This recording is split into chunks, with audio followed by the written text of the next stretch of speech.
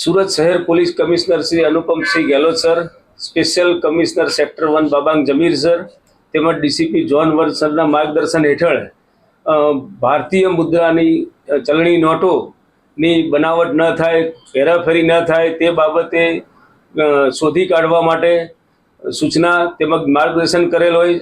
Saroli police સ્ટેશનના inspector Shri Sandeep Bekariya તથા તેમનો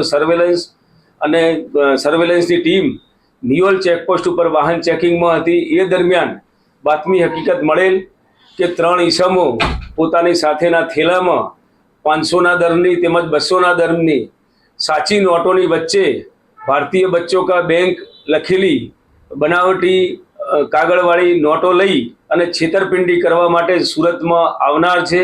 જે હકીકત આધારે તપાસ દરમિયાન અને ચેકિંગ દરમિયાન 3 ઈસમોને આ કામે ઝડપી પાડવામાં આવેલ છે. ત્રણેયની ચેકિંગ કરતા તેઓના થેલામાંથી 500ના દરની નોટોના 43,000 નંગ, જેમાં ઉપર નીચેની 500ની સાચી નોટ, એ જ રીતે 200 રૂપિયાની નોટના 21 બંડલ, જેમાં ઉપર નીચેની 200ના દરની ભારતીય મુદ્રાની સાચી નોટ, એમ 86 નોટો 500ના દરની સાચી, તેમજ 42 નોટો 200ના દરની સાચી, તેમજ 3 મોબાઈલ, એમ કુલ 1,06,400 રૂપિયાનો મુદ્દામાલ ત્રણેય આરોપીઓ પાસેથી હસ્તગત કરવામાં આવેલો છે.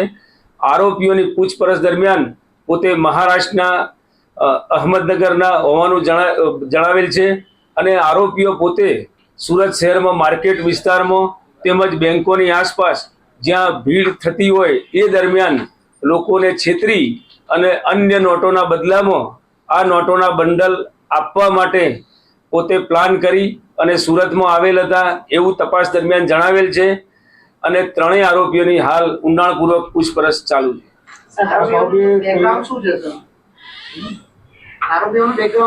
હાલ પૂછપરછ આ બાબતે તપાસ ચાલુ છે. મુખ્ય આરોપી કોણ છે? મુખ્ય આરોપીમાં દત્તાત્રેય શિવાજી રોકડે કરીને છે, અહમદનગર. એમાં કોઈને વોન્ટેડ જાહેર કરવામાં આવેલું કોઈ આ 3 આરોપીઓ સિવાય એમને ટીપ આપનાર અને સૂચના આપનાર વ્યક્તિની હાલ તપાસ ચાલુ છે. એનું નામ તપાસમાં ખુલવા પામેલ છે અને એ બાબતે ઊંડાણપૂર્વક તપાસ ચાલુ છે.